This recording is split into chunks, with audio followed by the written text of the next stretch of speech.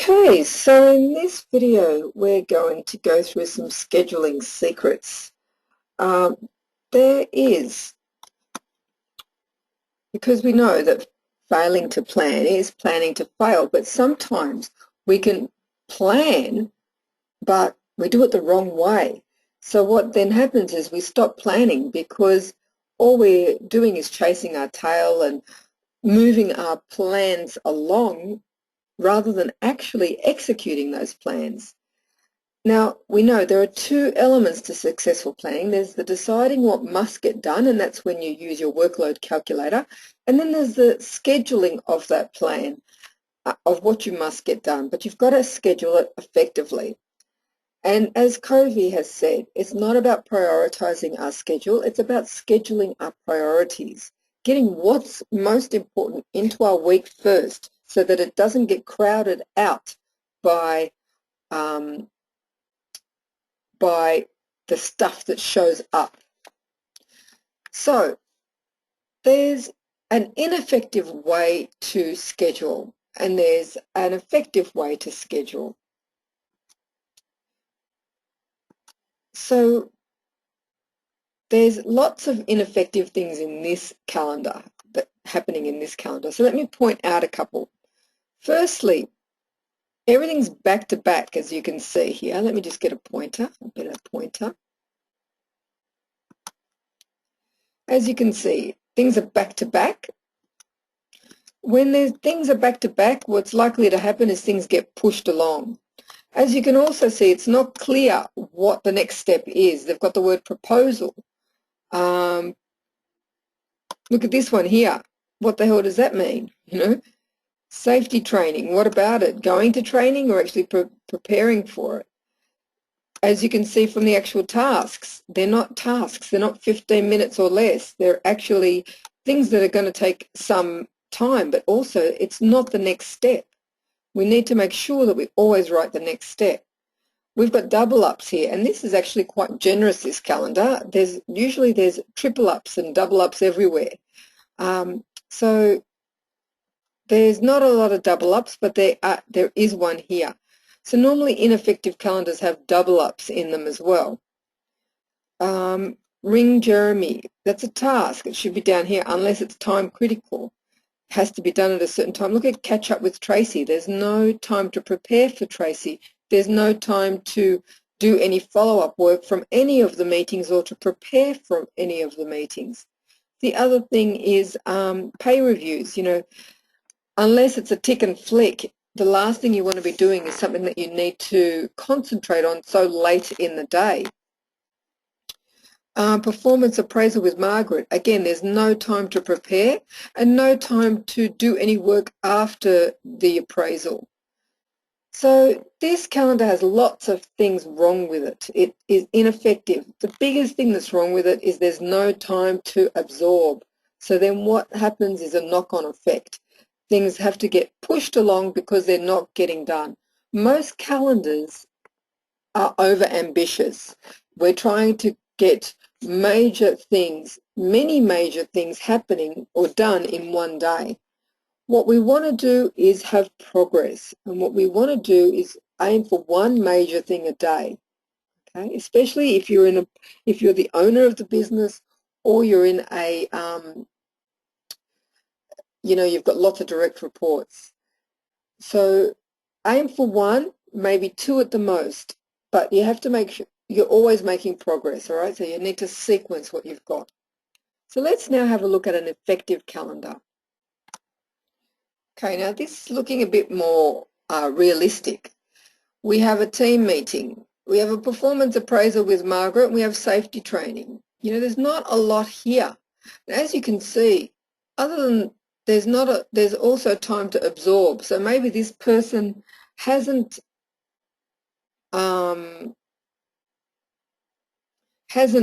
left time to prepare, but will do that preparation in the actual time that's free. So while this calendar is more effective, it's not as effective as it could be. Again, the tasks, they're not the next step. We want to make them the next step. So let's see a really effective calendar. So this is progress, but it's not perfection. Let's see how much better we can make it. So this is a more realistic plan. They've got prepare for call 3, prepare a quote 4, and the client details are inside. Prepare for coaching, phone coaching, follow-up work from coaching. As you can see, these three go together, the preparation, the follow-up work. There's free time left beneath that. There's also time between the actual appointments to absorb what comes up. All the tasks here are very clear, who they're going to call, what they need to do. So this is a more realistic calendar. It leaves space to absorb. It also is sequenced well. So there's the phone coaching session requires some preparation work, and it also requires some follow-up work.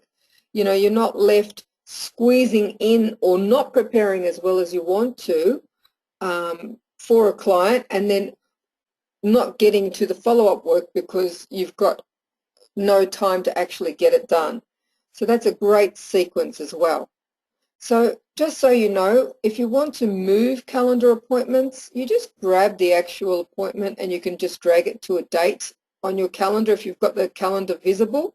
You can also move it up and down just by dragging it up and down. Of course, you can open it and move it, move the date to an alternative date. If you're not sure when you're free, you can always check your scheduling, and that'll show you what you've actually got booked and when. Same with tasks. You know, you can open the task. You can click on any of these to actually change them, change the start date, etc., or the date you're actually going to do that task. But the main point is to drag your emails or to create appointments for the work that you've got. And work comes at us from many different ways, not just, as you can see, none of those relate to actually an email. All of them relate to work that is self-initiated or work that relates to, clients. So none of them are actually work that's come in via email. So when you stop and plan on a Friday, always stop to plan on a Friday.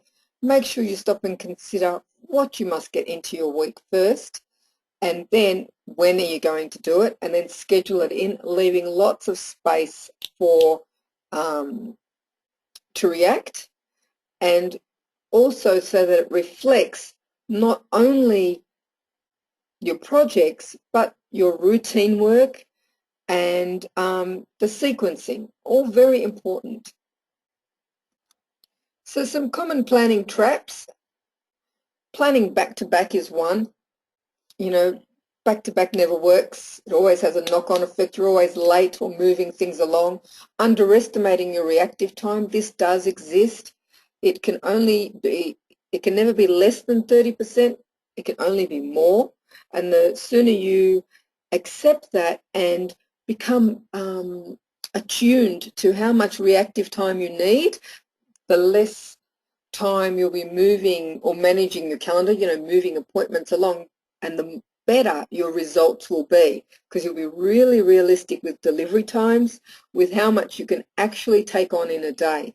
Okay, that is the hardest thing to actually get with my experience with coaching people with their planning. They always underestimate their reactive and they overestimate how many things they can actually get done in a day, all right?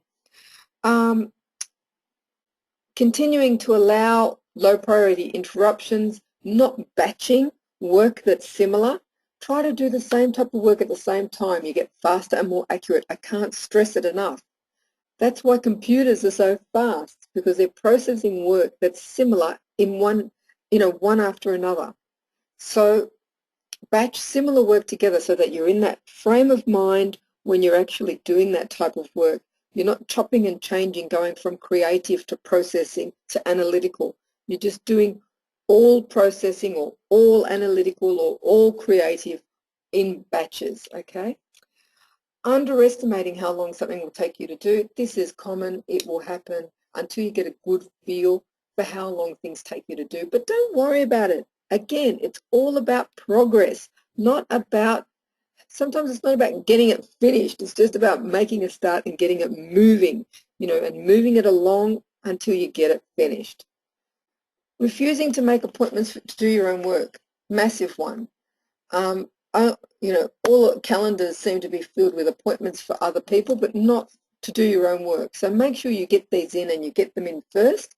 Remember, these will usually not relate to emails. They'll usually relate to work to do with clients or for clients, to work on your business rather than in your business. The appointments with other people are usually meetings, trainings, etc., things like this. They can also be appointments made from emails that you receive. Solutions to this: acting as if you're going on leave creates that urgency and helps you manage low priority interruptions. So you want to be doing this. This is a good trick for the mind. But really, if you're planning and sequencing, you'll see that you have no time to move things along. You've got to get them done, and you've got to get them done on the day that you're going to do it to make sure it gets done on time and to the satisfaction of the stakeholders and yourself.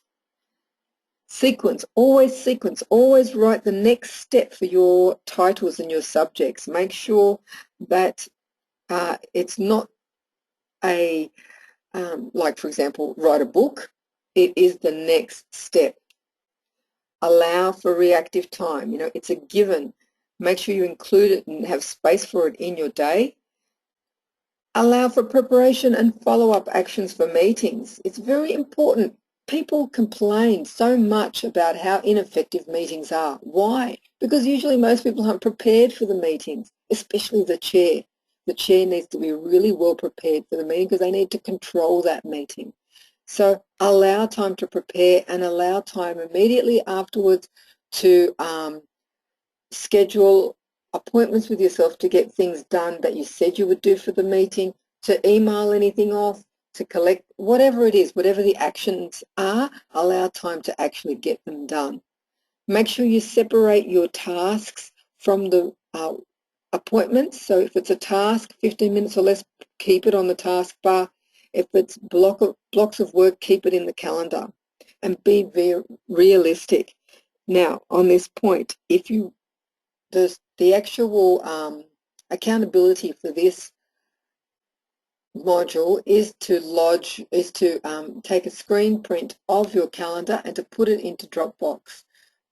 This is invaluable. It's priceless, people. If you want me to really help you get this done, okay? The other thing you might want to start doing is you might want to start recording what you did if you didn't stick to what you planned to do, okay, and giving it a color so that you can clearly see what you actually did as opposed to what you scheduled to do. This gives us a lot of information and will really help me coach you if you want me to do this, all right? So make sure you do this for yourself as well as for me. All right, so I've shown you how to effectively schedule what an ineffective calendar looks like. From here, it's time for you to get your plans into your schedule and to print that screen off, put it into a document and put it into Dropbox for me to see. The next few modules are around what, different tactics if you are not sticking to your plan.